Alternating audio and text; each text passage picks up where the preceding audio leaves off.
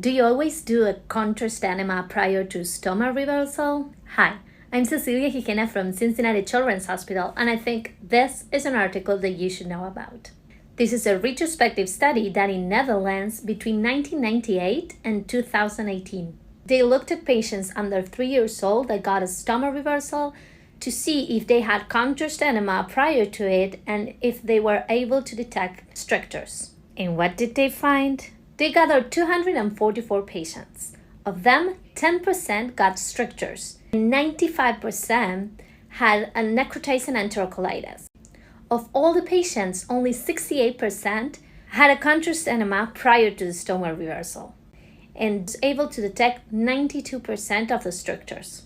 So it seems that contrast enema prior to stoma reversal is only useful if patients had NEC. Stay tuned for more articles that you should know about.